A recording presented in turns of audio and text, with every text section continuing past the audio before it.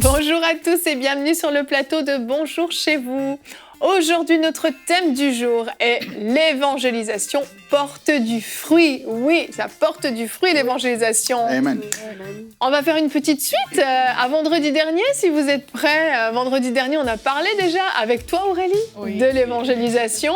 Aujourd'hui, on va aller dans une direction un petit peu différente. On va parler, non seulement on va rappeler combien ça porte du fruit et ça peut en porter, mais aussi on va parler de cette stratégie qu'on peut recevoir directement du Saint-Esprit qui va nous amener à faire des choses surprenantes pour gagner des âmes. Et en deuxième partie d'émission, on va avoir le témoignage d'une sœur qui s'appelle Célestine, que vous connaissez d'ailleurs, Anne et Jonathan, elle est dans votre église. Sans frontières. Exactement.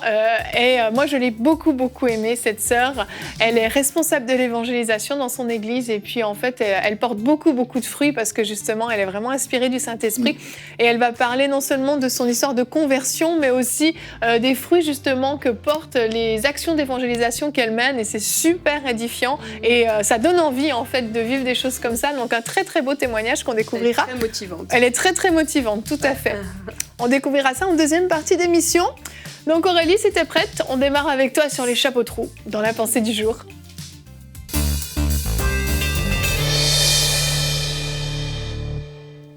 Dans la parabole du semeur que vous pourrez lire dans Marc 4 ou dans Matthieu 13, le Seigneur nous enseigne en fait sur ce qui se passe lorsqu'une personne entend le message du royaume de Dieu. Et on voit que lorsqu'on sème la parole, il y a 4 types de cœurs différents. On a celui qui comprend, qui ne comprend pas en fait la parole prêchée et puis le diable profite pour arracher cette semence de son cœur. On a celui qui reçoit la parole avec joie, mais qui est inconstant. Et il n'y a pas de racine, du coup, il abandonne lorsque les persécutions arrivent. On a celui qui écoute la parole, mais ne porte pas de fruits, parce que la parole est étouffée par des préoccupations mondaines et l'attrait des richesses. Et enfin, on a celui qui écoute, qui comprend et qui porte du fruit, 100, 60 ou 30, comme la parole nous l'explique. Et lorsqu'on parle parfois d'évangélisation, on est souvent très conscient de cette parole. Et là, je veux m'adresser aussi aux leaders d'évangélisation dans les églises. Parfois, comme ça, on va dire, pour encourager les gens, si tu n'as pas de résultat, mais c'est pas grave. En fait, tu as fait ta part, au moins tu as semé la parole et le reste, c'est pas à toi de le faire, etc. Mais en fait, il faut faire attention lorsqu'on tient ce discours parce que quelque part, on est en train de dire, c'est pas grave s'il n'y a pas de résultat. Et pourtant, c'est pas cette pensée avec laquelle on devrait évangéliser. On devrait évangéliser avec la pensée de dire, ma semence à moi, alors que je vais sortir pour aller évangéliser, ce sera ma semence qui va porter du fruit. Et c'est très important de penser comme ça lorsqu'on soit évangélisé. En fait, on ne va pas évangéliser juste pour se donner une bonne conscience chrétienne ou juste pour donner des paroles comme ça aux gens. Mais c'est vraiment un travail qu'on fait avec le Saint-Esprit et le but est de porter du fruit en fait. Et même si le fruit n'est pas comme visible de prime abord, dans notre perspective de l'évangélisation, on doit toujours sortir pour porter du fruit et ça va faire la différence forcément quand on va sortir.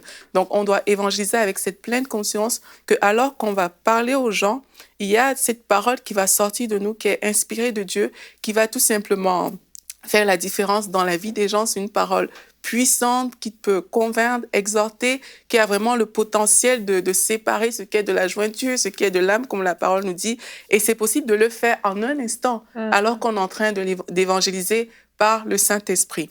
Alors, le Saint-Esprit peut nous communiquer alors qu'on sort vraiment des stratégies d'évangélisation puissantes et précises qui ont un grand impact. Et il va nous donner, par exemple, des phrases qui, à elles, ont la capacité de changer la vie des gens, la vie même des familles, la vie de tout un village. C'est possible par le Saint-Esprit. On peut lire dans la parabole, pas dans la parabole, dans l'histoire de la femme samaritaine, on va lire que Jésus, il a parlé à la dame et elle est partie dans le village et puis toute la Samarie a été amenée à Christ à cause de cette femme-là. Et puis, quand on lit l'histoire aussi du démoniaque de Gadara, Jésus lui a dit, va. Et on dit qu'il est parti dans la Décapole pour annoncer la bonne nouvelle. Et la Décapole, c'est une zone de 10 villes, en fait. Ça veut dire qu'à travers lui, il y a 10 villes qui ont pu être touchées par l'Évangile. Et on voit comme ça que le Saint-Esprit fait en fait une œuvre avec nous. Lorsqu'on sort souvent pour évangéliser dans la rue, tu dis une phrase à une personne, par exemple, mais toute sa famille est touchée par la suite. Même si tu ne t'attendais pas à ça, mais juste parce que tu as été orienté par le Saint-Esprit. Et chaque fois que le Saint-Esprit est là, mais il est garant de l'impact, il est garant du fruit qu'on doit porter en fait. Et on aura aussi besoin de foi et de persévérance parce que quelquefois, le Saint-Esprit va nous demander de faire des choses grandeur nature. Le Saint-Esprit va nous demander de faire des choses qui sont très grandes. Pour certains, ça peut être des croisades d'évangélisation que le Saint-Esprit peut vous demander de faire. Le Saint-Esprit peut vous demander de mettre en place des programmes vraiment qui vont pas toucher juste une personne, mais une multitude. Et si on n'a pas cette foi et cette persévérance, ben on aura peur, en fait, d'agir. Donc, c'est vraiment important de réaliser que Dieu a dit qu'il nous donne des nations. Et quand on dit nation, on ne parle pas de une ou deux personnes. On parle vraiment de beaucoup de personnes. Même quand Dieu dit que tout lion foule la plante de nos pieds, il nous le donne en héritage. Dans un lieu, il y a énormément de gens possibles. Donc, le terrain est vraiment vaste et large. On ne peut pas se contenter de petites récoltes, mais on doit vraiment travailler avec le Saint-Esprit pour évangéliser et pour porter davantage de fruits. Amen. Merci Aurélie. C'est ça, c'est pas en opposition avec ce qui a été dit la semaine dernière, bien au contraire, ça vient vraiment compléter. La semaine dernière, si vous vous en souvenez, vous à la maison, si vous avez suivi l'émission, on a parlé vraiment d'être toujours prêt à évangéliser, là sur le moment, être toujours disponible et disposé à le faire, et c'est une réalité. Et il y a des temps où on n'a pas préparé une sortie forcément d'évangélisation, c'est pas quelque chose qu'on a préparé. On va faire nos courses, on part au travail, on va simplement se balader dans la nature et on a des opportunités qui viennent à nous.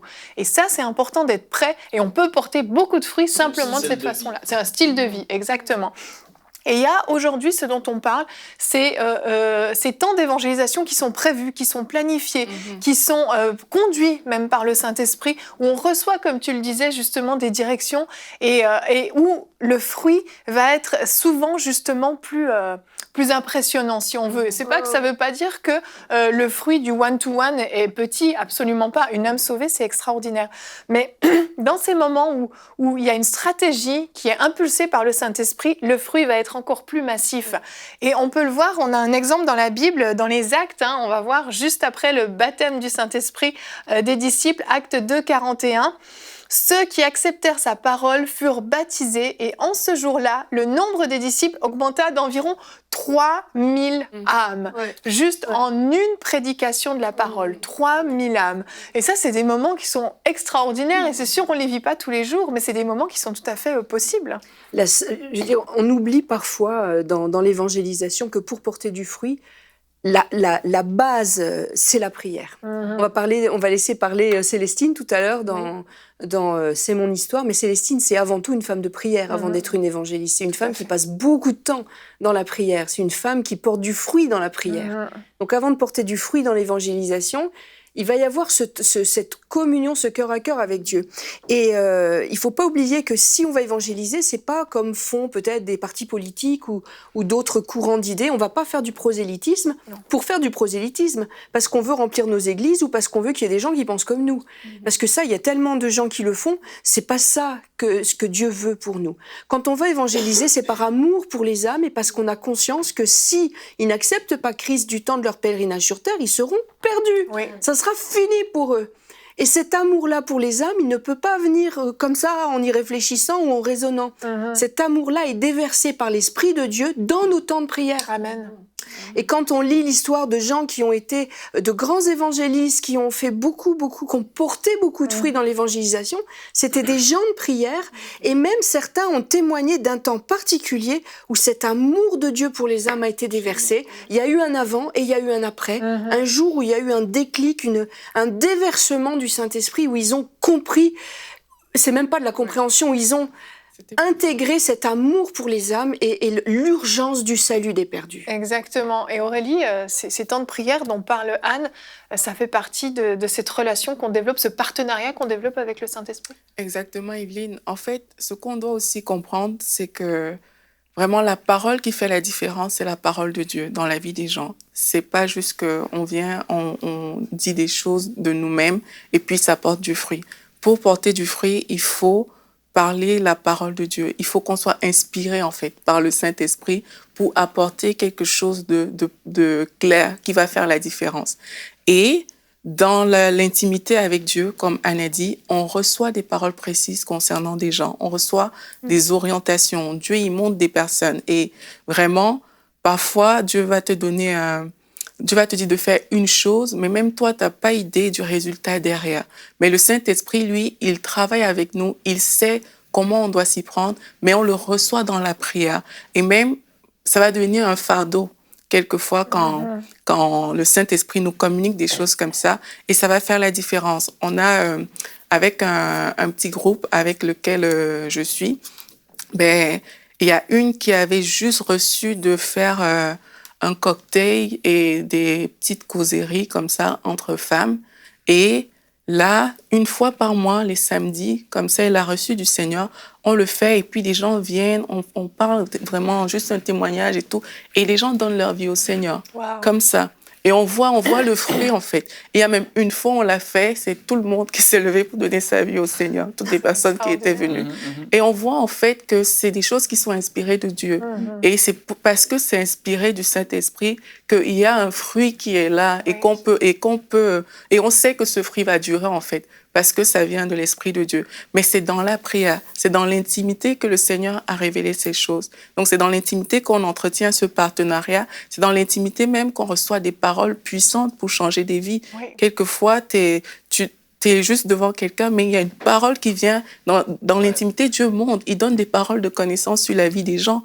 Et demain, tu sors, tu parles à quelqu'un de cette parole de connaissance. Non seulement sa vie est changée, mais celle de toute sa famille est changée. Et il y a des implications dans tout ça, en fait. Ouais. Donc, le partenariat avec le Saint-Esprit, c'est pas négociable. Si on veut porter du fruit, c'est le Saint-Esprit qui est le garant du fruit, en fait. Oui. Il est le garant de ce miraculeux et on doit faire avec. Ah oui. C'est important de bien mettre les choses dans l'ordre. L'évangélisation, ça porte du fruit et ça porte toujours du fruit. Et le diable, c'est un menteur qui veut nous faire croire le contraire. Et malheureusement, on entend trop souvent, enfin, bon, peut-être que parce que je suis un peu plus vieux, je l'ai entendu plus souvent que vous, mais malheureusement, on entend trop souvent des gens dire « Ah, c'est difficile ici. Dans cette ville, c'est difficile. Dans ce quartier, c'est difficile. Les gens veulent plus entendre l'évangile.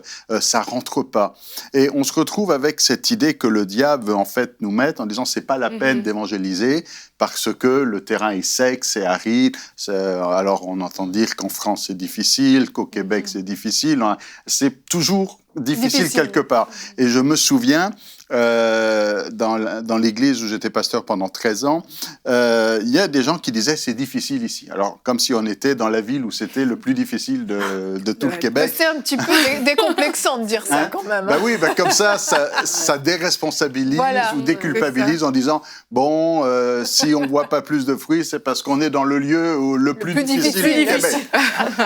Et un jour, on a organisé justement de l'évangélisation de rue et c'était avec le ministère des Gédéons et on est sorti dans la rue et il y a eu du fruit et le responsable des Gédéons dit au groupe « C'est formidable, j'ai jamais vu une ville où c'était aussi facile. » Alors, à des gens qui disaient « On est dans le lieu où c'est plus difficile », lui dit « Pourtant, je fais le tour du Québec, je vais de ville en ville évangéliser dans la rue. » Et puis là, c'est facile, c'est comme si les fruits étaient là, il n'y avait qu'à les cueillir. Ouais. Et le diable, du coup, veut nous faire croire qu'il ne faut pas sortir parce qu'on ne porte pas de fruits, parce que c'est du mensonge. Et la prière, justement, c'est prendre ce temps avec Dieu où Dieu va venir nous convaincre que le fruit est là. Il va venir par son esprit nous révéler que la moisson est blanche. Et dans la prière, on défait les pensées du diable. On n'est pas là en train de dire non, c'est difficile et il n'y aura pas de fruit. On est au contraire en train de se dire le fruit est là, le Seigneur nous envoie, il est avec nous, les âmes sont là. Et moi ce que j'ai remarqué, c'est que quasiment à chaque fois que j'ai emmené des groupes de jeunes ou des gens à l'extérieur, j'entends souvent des gens dire « Ah ben je ne pensais pas que les gens allaient répondre comme ça. Oui. Comme s'il y a toujours cet a priori, oh, aller dans la rue ou aller faire du porte-à-porte, ça va être difficile, on va nous rejeter, personne ne va vouloir de nous. Bon, peut-être qu'il va y avoir un ou deux grincheux, mais c'est juste un ou deux. Mais d'une manière générale, on entend dire, waouh, les gens écoutent. C'est ça. Et en fait, des fois, ce qu'on veut faire aussi, c'est qu'on veut reproduire ce qui a marché quelque part, où on entend une histoire et puis, ah waouh, ça a marché. Ah, c'est une bonne stratégie, ça, je veux la reprendre pour mon groupe d'évangélisation, pour mon église. Et on oublie qu'en fait, le Saint-Esprit connaît les cœurs des personnes qu'on va aller voir mieux que nous. Et il sait exactement. Et ce qui a fonctionné avec un groupe ne va peut-être pas fonctionner avec ton groupe. D'où vraiment ce partenariat à développer avec le Saint-Esprit pour ne pas être juste dans un espèce de copiage. Mais il ne faut pas oublier que Dieu prépare le terrain. Si la moisson est blanche, c'est que justement, il y a eu toute une progression qui s'est faite avant. Et Dieu a fait un travail avec parfois des hommes et des femmes de Dieu dans la prière, on ne le sait pas, qui ont commencé à vraiment faire croître justement cette moisson, qui ont des hommes, des femmes qui ont payé le prix même en allant faire de l'évangélisation justement de porte à porte, en distribuer peut-être des prospectus qui n'ont pas porté de fruits, mais qui ont préparé le terrain. Donc il faut vraiment être conduit du Saint-Esprit pour pouvoir marcher dans les bonnes traces que Dieu a préparées d'avance. Et là, en fait, on est spectateur de ce que Dieu accomplit. Oui, et même moi, ça m'arrive souvent quand je prie pour les personnes, vraiment par rapport à l'évangélisation. Ça m'arrive dans la prière, avant de sortir. Là, je suis comme chez moi à la maison, mais ça m'arrive de prier des choses comme ça que je n'avais pas calculées. Et quand je sors évangéliser, c'est vraiment les mêmes cas que je rencontre dans la rue. Mais sans faire exprès. Tu pries comme ça, tu te rends compte que peut-être tu pries pour quelqu'un qui a une scoliose, des trucs comme ça. Et le lendemain, tu parles à quelqu'un qui a une scoliose. Et en fait, dans la prière, le Saint-Esprit nous prépare même au terrain, en fait. Parce que la vérité, c'est que le terrain, c'est le terrain de l'ennemi. Et on ne va pas juste sortir comme ça et se dire on aura du fruit. Mais le Saint-Esprit nous prépare dans la prière. Il nous prépare aux choses qui vont arriver sur le terrain. Et dans ce partenariat, comme tu dis, Evelyne, on voit en fait que ce qui a marché hier ne va pas marcher forcément demain parce que c'est pas les mêmes personnes, c'est même pas la même parole que tu vas entendre dans la prière. Pour certains cas, tu vas entendre certaines choses. Pour d'autres cas, tu vas entendre des choses plus différentes. Parfois, c'est même pour nous qu'on prie. Dans le sens que le Saint-Esprit te conduit parfois, quand tu vas évangéliser, il va te conduire à prier pour les personnes. Parfois, il va te conduire à prier pour toi, mais c'est parce que ce qui t'attend dehors, mais il y a quelque chose qui va se faire qui fait que tu as besoin d'être fortifié dans ton esprit, en fait. Et tout ça, c'est le partenariat avec le Saint-Esprit. Et c'est dans ce partenariat qu'on devient plus fort. Et c'est parce qu'il y a ce temps préalable que face aux situations, on ne tremble pas. Parce qu'il y a vraiment des gens... il y a vraiment des gens aussi, parfois violents, dans l'évangélisation, mais c'est parce que tu sais que tu es revêtu du Saint-Esprit que tu n'as pas peur, en fait. Donc, c'est aussi ça, le partenariat avec le Saint-Esprit. Et quelque chose qui est important, c'est pour les responsables d'évangélisation dans les églises, de savoir prier, discerner et communiquer avec les gens qui sont dans l'équipe d'évangélisation pour voir sont où les fardeaux des personnes. Parce que tu pourrais envoyer pour faire une réunion d'évangélisation pour la jeunesse. Normalement, tu vas avoir un qui est plus jeune qui va prêcher. Tu comprends qu'est-ce que je veux dire? Il y a des personnes qui vont avoir un fardeau pour peut-être des personnes âgées dans des foyers comme ça, qui aller là. Il y a des personnes comme Aurélie a dit, je vais ouvrir ma maison pour faire quelque chose les samedis. Le Saint-Esprit a déposé des fardeaux et des façons de faire dans les personnes. Et souvent, on est trop bloqué au classique et il est important dans la rue. Mais il y a des façons de faire qui sont là. Et puis ça, c'est vraiment aux responsables de pouvoir communiquer avec les gens. Parce que vraiment, je crois que le Saint-Esprit va être très, très, très utile avec certaines personnes dans différents environnements. Et il va avoir un fruit qui va être porté. Et tout comme que la semaine dernière, c'était plus un style de vie à ton travail, ou peu importe, au magasin. Mais là, c'est le partenariat avec le Saint-Esprit dans les talents, les dons, les fardeaux qu'il a mis dans chaque personne. Et ça doit vraiment être travaillé dans les églises pour vraiment avoir plus de fruits, je le crois, parce qu'on est souvent bloqué juste à aller dans les rues, ce qui est très bien. Mais il y a différentes façons de faire, je crois. Et puis ça, c'est dans la prière qu'on va le recevoir, en fait. Mais si vous vous souvenez bien, parce que là, on parle de stratégie individuelle. C'est-à-dire que le Saint-Esprit va vraiment nous donner notre façon d'approcher telle et telle âme. Mais je voudrais aussi rappeler que le Saint-Esprit nous donne aussi des stratégies globales. Oui. Et j'avais donné un exemple concret quand j'avais raconté le réveil à Cali en Colombie avec l'évangéliste Julio Ruibal. Oui. Et quand, avant le déversement du Saint-Esprit, puis les conversions par dizaines de milliers qu'il y a eu en Colombie dans les années 70, je crois fin 70, début 80, il y a eu des groupes de prière qui se sont faits spécifiquement. Donc les pasteurs de différentes dénominations se rassemblaient avec des chrétiens fidèles pour prier pour que le Saint-Esprit leur révèle la stratégie pour amener l'évangile dans cette ville. Et le Saint-Esprit leur a montré précisément comment s'y prendre. Il y avait des citadelles à abattre avant de se lancer dans les rues. Oui, c'est sûr. Si tu te souviens bien, il y avait de la sorcellerie dans cette ville-là. Il y avait un occultisme qui était là. Et si c'était lancé tête baissée avec juste la bouche en cœur, ils se seraient plantés. Mais le Saint-Esprit avait tout prévu à l'avance et leur a donné une stratégie qui était victorieuse spirituellement. Oui. Donc il y a des stratégies individuelles et il y a des stratégies de territoire. On va dire. Tout à fait. Et Aurélie, dans toutes ces stratégies qu'on peut avoir, toute cette façon de faire, le fruit, comme on l'a dit, il n'est pas toujours visible, mais on doit être persévérant et demeurer dans la foi. Oui, c'est vrai, parce que quand le Seigneur va nous demander de poser des actions, là, je pense spécifiquement, je ne pense pas à l'évangélisation de rue, je pense vraiment à des programmes que le Seigneur peut inspirer pour l'évangélisation. Parfois, quand Dieu nous montre des choses, c'est gros, en fait. C'est énorme. On se dit, on ne peut pas le porter tout seul. Et il va falloir faire preuve de foi et de persévérance, justement, pour porter ces programmes que le Seigneur va nous communiquer dans notre cœur, alors qu'on aura prié pour évangéliser. Et vraiment, il va falloir, comme je dis, manifester cette foi, en fait. Et de dire, OK, Seigneur, tu m'as montré, par exemple, tu m'as dit de faire, par exemple, une croisade d'évangélisation. Seigneur, je vais le faire. Et c'est pas toujours évident. On fait une croisade, on se lève pas le matin, on dit je vais faire une croisade. Ça prend vraiment beaucoup de choses au préalable. Et il faut être persévérant aussi pour pouvoir mettre en place toutes ces choses-là, pour pouvoir faire ce que Dieu nous aura demandé de faire. Et aussi, la foi aussi, pourquoi? Parce que il faut s'attendre à de grands miracles de la part du Seigneur. On a vu dans le verset du jour que Pierre, il a parlé, il y a 3000 personnes qui sont venues à Dieu, mais ça prend la foi de savoir qu'aujourd'hui, il y a plus de 3000 personnes qui vont donner leur vie au Seigneur parce que moi, j'ai parlé de Christ. Aujourd'hui, dans mon quartier, je vais sortir mon mégaphone et puis tout mon quartier va donner sa vie au Seigneur. C'est la foi aussi.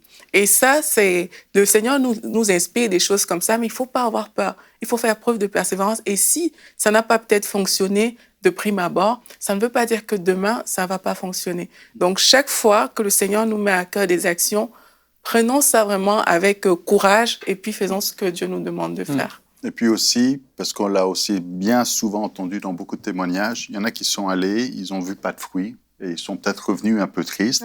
Et quelques années plus tard, ils apprennent que ce jour-là, quelqu'un avait été touché, mais ils ne l'ont pas vu. Donc l'évangélisation porte du fruit, point barre, comme on dit, hein, point d'exclamation. Et même si vous revenez, vous avez l'impression de revenir bredouille en disant « j'ai pas vu le fruit escompté », il y a quelque chose qui se passe dans les cœurs, et peut-être il y a des choses que vous n'avez pas vues, que vous saurez peut-être plus tard, ou jamais, ou en tout cas au ciel, on le saura. Mais en tout cas, vous aurez la confirmation au ciel que l'évangélisation porte de fruits, quoi qu'il arrive. Tout à fait, la parole de Dieu, elle est efficace. J'ai un petit témoignage par rapport à ce que Pasteur Jonathan dit. J'avais évangélisé une fille dans un bus à Montréal, mais je lui avais laissé mon numéro et puis je me souvenais même plus d'elle. Et quelques mois plus tard, elle m'avait envoyé un SMS pour me dire « Ah, je suis Oriane, que tu as évangélisée dans le bus à Montréal. J'ai décidé de me faire baptiser suite à ce que tu m'avais dit, etc. » Et aujourd'hui, vraiment, je sers dans mon église et ça avait porté du fruit, même si je ne le savais pas à cet instant. Gloire à Dieu, gloire à Dieu. On va découvrir maintenant un témoignage aussi qui porte du fruit, celui de Célestine dans la rubrique « C'est mon histoire ». Et on se retrouve pour la rubrique « C'est mon histoire » où aujourd'hui j'ai le grand plaisir de vous présenter une sœur qui a un cœur pour l'évangélisation. Célestine, bonjour. Bonjour Evelyne. Est-ce que vous allez bien ? Moi, ça va très bien, vous-même? Ça va très bien, merci. Je suis ravie de vous avoir parce que vous avez un super bel appel, un super beau ministère, parce que c'est vraiment un ministère. Vous êtes responsable de l'évangélisation à l'Église Sans Frontières ici au Québec. Gloire à Dieu. Et vous portez beaucoup de fruits et c'est un plaisir vraiment de vous recevoir aujourd'hui. Merci. Célestine, vous êtes née au Cameroun et vous êtes l'heureuse maman de 4 beaux enfants qui servent le Seigneur avec vous. Exact. Et lorsque vous êtes née, vous aviez une sœur jumelle qui est née à peu près 45 minutes avant vous et qui malheureusement, à l'âge de 3 ans, est décédée. Oui. Alors, ma sœur jumelle, elle est décédée à l'âge de 3 ans. Et évidemment, le décès de ma sœur jumelle a généré vraiment des gros problèmes au niveau de ma famille. Ma mère qui me rappelait assez régulièrement que elle avait failli mourir en fait à cause de moi. Ah, lors de l'accouchement. Lors de l'accouchement. Alors pourquoi? Parce que lors de l'accouchement, je suis sortie 45 minutes après ma sœur jumelle. J'étais littéralement le bouc émissaire dans ma famille, beaucoup de tensions, vraiment dans la famille. Mes parents allaient à l'église, mais à la maison, il n'y avait aucun fruit. Et évidemment, j'étais vraiment perturbée par cette situation. Je me sentais vraiment coupable, vraiment de vouloir tuer ma mère. Et donc, j'ai souffert littéralement du rejet. Et c'était vraiment difficile. Famille dysfonctionnelle, il y avait très peu de communication chez nous à la maison et les liens de confiance étaient brisés. Ça, c'est difficile à vivre. Et quand vous étiez adolescente, en plus, vos parents ont divorcé. Et là encore, vous vous sentez responsable de ce divorce? Tout à fait. À mon entrée au secondaire, mes parents sont divorcés. Et encore une fois de plus, je me suis sentie responsable encore du divorce de mes parents, Yveline. C'était pas facile. Et pendant cette période, justement, j'étais dans l'adolescence, j'avais beaucoup de questions qui se bousculaient vraiment dans mes pensées. Pourquoi je suis sur la terre? Est-ce que Dieu existe réellement? Et finalement, j'ai conclu que Dieu n'existait pas. Plus tard, je pouvais voir un verset justement dans la parole de Dieu qui dit que, comment ça dit encore, que l'insensé dit dans son cœur que Dieu n'existe pas. Et cette période de l'année, c'était vraiment difficile. Mon caractère, mes pensées, mon identité vraiment été affectée par le rejet, la culpabilité. Et tout ça m'a amené vraiment à renier définitivement l'existence de Dieu. Ce qui m'a poussé donc à adhérer dans la théorie de Darwin. Darwin qui dit que l'homme et le singe ont le même ancêtre. Et on s'entend ici, c'est juste une théorie. C'est du tout pas fondé sur des faits. Et plus tard, j'ai compris que la théorie de Darwin, en fait, a contribué en fait, à briser le lien entre l'homme et Dieu. Exactement. Laissant vraiment Dieu sans but et sans sens. L'homme sans but, oui, c'est ça. Et ça vous a d'ailleurs, cette théorie-là et ce reniement de Dieu vous a plongé dans une tristesse très profonde qui vous a accompagné jusqu'au Québec lorsque vous avez immigré avec votre famille. Et là encore, la tristesse était toujours plus forte. La tristesse était encore très, très forte parce que j'arrive au Québec, nouveau contexte. Donc, choc culturel, l'hiver, la neige, l'alimentation. Mon univers était, je dirais, désertique et chaotique. C'était vraiment difficile. Mon cœur était brisé, blessé. Ma vie ressemblait vraiment à, comme l'a dit, un figuier sec. Vraiment sans vie. C'est ça. Aucun but. Et alors que vous avez commencé des études pour devenir professeur, un jour, vous avez fait une rencontre qui a changé votre vie dans le métro. Exactement. Vraiment, je rends grâce au Seigneur pour cette saison. J'ai décidé, en fait, de m'inscrire en enseignement des sciences au secondaire, donc c'est à l'UQAM. Et un de ces soirs, dont j'ai terminé mon cours, je suis allée au métro. Et par la grâce de Dieu, il y a une dame qui est venue vers moi. Elle m'appelle ma fille. Je me suis sentie bien. Elle me dit, je te vois triste. Est-ce que tu as des problèmes? Et si j'arrête ici un instant, je dis, cette femme, elle a discerné, comme Jésus dans la parole qui regardait la foule languissante et abattue. Jésus qui était ému de compassion. Cette femme, elle avait vraiment beaucoup de compassion à mon égard et puis elle a discerné vraiment ma vie qui était languissante et abattue. Et la question que je pourrais vraiment poser, sommes-nous aussi remplis de compassion, vraiment, pour tous ceux qui nous entourent? Est-ce que nous voyons la foule comme Jésus les voit? Alors, si je reviens dans l'histoire, j'ai fondu en larmes. Et cette dame, elle m'a pris dans ses bras. J'ai pleuré sur son épaule. Quelques minutes plus tard, je lui ai raconté brièvement mes problèmes. Et puis, je lui ai dit, Madame, j'ai réellement besoin d'aide. Et alors, ce qu'elle fait, elle me tend donc ce Nouveau Testament, le Nouveau Testament de Gideon. Puis elle me dit, Jésus. Sur le coup, je lui dis, je ne crois pas en Jésus-Christ. Et là, elle me dit, je pourrais te raconter toute mon histoire, mais j'aimerais que tu puisses vivre ta propre expérience avec Jésus. Elle m'a tellement parlé avec une telle conviction que je lui ai dit, j'allais essayer. Puis elle m'a même donné son numéro de téléphone. Alors j'arrive chez nous, je rentre dans ma chambre, je m'assois sur mon lit, je regarde le plafond. J'ai dit, Dieu Jésus, si tu es tel que décrit par cette femme au métro, vraiment, j'ai besoin de toi. Je souffre, j'ai besoin de toi, manifeste-toi dans ma vie. Au même instant, comme cette femme à la perte de sang, je me suis sentie vraiment une telle chaleur, la joie, la paix qui m'ont littéralement transcendé tout mon corps. Et il y avait une telle présence de Dieu dans ma chambre. Quelque chose de surnaturel était en train de prendre place. Et vraiment une expérience vraiment extraordinaire. Et comme la parole de Dieu dit aussi, venez à moi, vous qui êtes fatigués, chargés, je vous donnerai du repos. Mon âme rentrait dans un repos incroyable. Je me sentais être libérée vraiment du poids de la culpabilité, la honte, l'inquiétude, l'anxiété, le stress. Waouh, quelle belle expérience. Tout ça est parti instantanément, simplement à cause de cette petite prière. Exact, instantanément. Et quelques années plus tard, une année plus tard, je suis passée par les eaux du baptême. Waouh, c'est vraiment un nouveau départ. Amen. Une nouvelle vie, un nouveau cœur, une nouvelle destinée, une nouvelle vision. Et vraiment, je rends grâce au Seigneur pour cela. Amen. Ouais. Et alors que vous avez eu la grâce de trouver un magnifique emploi dans une école, Exact. vous êtes devenue enseignante, Ouais. vous avez dit à Dieu vraiment de vous équiper pour pouvoir être témoin dans cette école. Tout à fait. Alors, quand j'ai terminé ma formation à l'UQAM en enseignement des sciences secondaires, Dieu, dans sa grâce, m'a ouvert une porte dans une école secondaire. Et dès les premières semaines, quand je suis arrivée, je dis, Seigneur, quel est ton agenda pour moi dans cette école? Je veux vraiment te servir. Et le Seigneur m'a conduit dans Luc chapitre 4, versets 18 à 19, qui dit, l'Esprit du Seigneur est sur moi. Il m'a oint pour annoncer la bonne nouvelle aux pauvres, pour guérir ceux qui ont le cœur brisé. Et dans Acte 18, versets 9 à 10, c'est cette vision de l'apôtre Paul, mais que vraiment le Seigneur m'a parlé là-dessus. Il dit, parle, ne te tais point. Ne crains point parce que je suis avec toi. Personne ne mettra la main sur toi pour te faire du mal. Wow. Parle, ne te tais point. J'ai un peuple nombreux dans cette ville. Et un peu comme Esther, je me suis dit, si je dois périr, je périrai. Comme l'apôtre Paul disait aussi, malheur à moi si je n'annonce pas l'Évangile. Alors j'ai dit, Saint-Esprit, j'ai besoin de toi.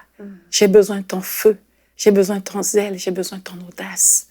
Et comme Dieu fait bien les choses, et il envoyait les disciples 2 à 2, Dieu m'a fait grâce. J'ai rencontré un de mes collègues de travail, un homme de foi, un homme passionné pour les âmes. Son nom, c'est Claude Watine. Alors, nous avons connecté ensemble et nous avons donc mis sur pied un groupe de prière dans ma classe. Et à tous les midis, donc, on se réunissait avec les jeunes de 12 à 17 ans, vraiment pour prier, pour méditer la parole. Et ça a duré environ 2 ans et demi. C'est extraordinaire dans une école et le directeur ne l'a pas su pendant ces 2 ans et demi. Exact. Vous avez vu la liberté. Vous étiez combien dans cette salle de classe? On était environ une trentaine. C'est énorme quand même. C'est vraiment énorme. Tous ces jeunes que vous avez amenés au Seigneur finalement. Exact, qui ont été touchés, transformés par la puissance de Dieu. C'est magnifique. Puis évidemment, il y a eu quelques plaintes donc, par la suite. Et donc, on a été convoqués par la direction qui nous a demandé donc, de cesser de telles pratiques.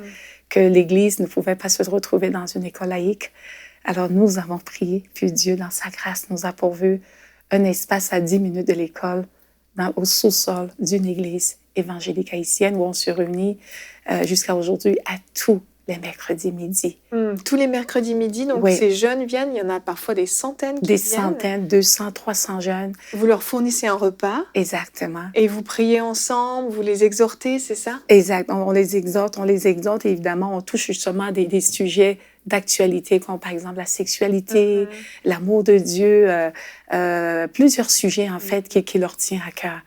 Mais la beauté dans ça, c'est de voir la puissance du Saint-Esprit toucher ces jeunes par l'amour et les transformer. On pouvait voir même les fruits dans leurs études aussi en classe, des jeunes vraiment disciplinés, engagés vraiment dans leurs études. On pouvait voir vraiment des fruits qui étaient palpables. C'est magnifique. Ouais. Et là aussi, il y a eu des plaintes de parents, des journaux journaux ont écrit des articles sur ce que vous faisiez, mais vous me disiez ça a fait notre publicité finalement. Ça ne nous a pas ébranlé. Ça nous a du tout pas ébranlé. C'est vraiment une plainte des parents et tout. Et vraiment, je rends grâce au Seigneur parce que ça a plutôt contribué vraiment à répandre l'Évangile. D'ailleurs, au contraire, nous avons plutôt prié, comme dans les Actes des Apôtres, Seigneur, donne-nous encore plus d'assurance, donne-nous encore plus de zèle, d'audace et de courage, vraiment, pour continuer à prêcher l'Évangile. Vous savez, la foi, c'est risqué. Nous avons risqué et Dieu s'est glorifié. Amen, amen. Ouais. Et il y a un autre événement que vous avez organisé tous les samedis matins avec les membres de votre église, certains membres de votre église. Vous allez dans le métro pour prêcher la bonne nouvelle de l'évangile. Vous avez donc une table, vous offrez un peu de nourriture gratuite, des bibles. Et là, les gens viennent vous voir et vous voyez vraiment des fruits. Ah oui, c'est extraordinaire. Évidemment, ce que Dieu fait vraiment dans les métros. Encore là, c'est vraiment une stratégie du Saint-Esprit qui nous a vraiment demandé de monter une table. D'ailleurs, vous allez voir sur les images, on a les évangiles justement du ministère de Gédéon. Nous avons de la nourriture. La nourriture est pourvue justement par provision communautaire de notre Église, l'Église Sans Frontières. Et je bénis vraiment Dieu pour cela. Et waouh! Vraiment, la puissance du Saint-Esprit est vraiment à l'œuvre. Nous avons une grande liberté où nous prêchons vraiment à haute voix que Jésus-Christ est le seul chemin, la vérité et la vie. Jésus-Christ, il est vivant, il est tout-puissant, il guérit, il relève, il fortifie, il soutient. Puis des multitudes viennent à nos tables, ils reçoivent l'Évangile, on fait même l'imposition des mains. Nous sommes témoins des guérisons instantanées. Magnifique. Au métro. Puis on peut prendre aussi leur téléphone pour des suivis, puis on les dirige justement dans les assemblées, dépendamment justement du lieu géographique. C'est ça, c'est que les gens vraiment se donnent au Seigneur. Ouais. Et vous avez aussi une énorme moisson d'âme avec une idée qui, selon moi, une idée de Dieu, où pendant le temps des fêtes, en fait, vous avez offert des cadeaux, des sacs cadeaux, en faisant du porte-à-porte. Vous en avez un ici qu'on peut peut-être découvrir. Effectivement, donc j'ai un exemple justement ici.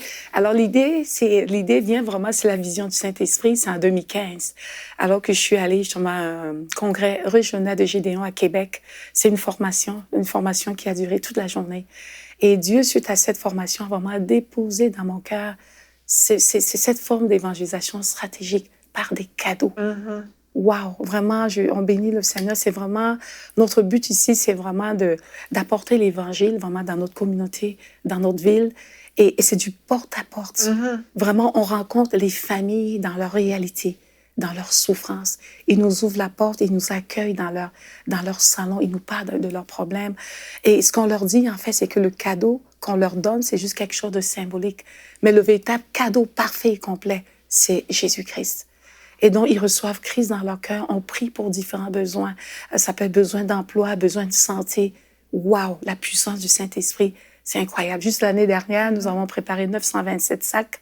Il y a eu près de 400 personnes qui ont donné leur vie à Jésus. C'est exceptionnel. C'est presque 50%. C'est incroyable. Littéralement. Wow. Puis cette année en cours, dont nous sommes au mois d'octobre, vous avez vu vraiment l'équipe formidable avec qui nous travaillons.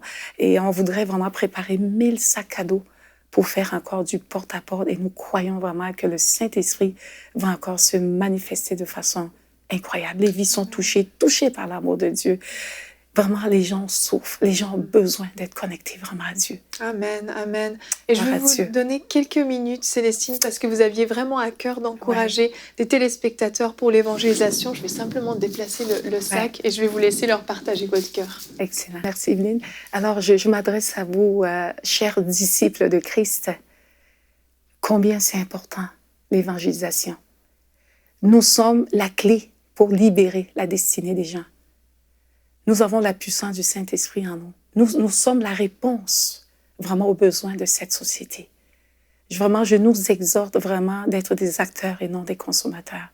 Jésus-Christ nous a sauvés, pas seulement pour qu'on aille au ciel, mais c'est pour qu'on amène le ciel sur la terre. Nous sommes rois et sacrificateurs, nous sommes cette lumière appelée à briller, à briller et à briller. Donc, levons-nous, nous sommes cette armée pour vraiment annoncer la bonne nouvelle. Merci. Amen. Merci à vous, Célestine. Vraiment, votre cœur me touche beaucoup. J'aime beaucoup ce que vous faites et vraiment que vous portiez encore plus de fruits, que le Saint-Esprit se serve encore plus de vous. Merci infiniment d'être venu témoigner. Merci beaucoup, Evelyne, pour cette opportunité de partager. Avec joie. Alors, si le témoignage vous a parlé, en tout cas, moi, personnellement, c'est un témoignage qui m'a beaucoup bouleversée. Quand on découvre ces fruits qu'elle a portés avec ces paquets cadeaux, ce porte-à-porte, juste ça. Bon, il y a dans les écoles, il y a tout ça. Mais moi, ce qui m'a le plus touchée, c'est ces petits cadeaux, ce porte-à-porte qu'elle a fait. 900 paquets, 400 conversions. C'est très rentable. C'est très rentable.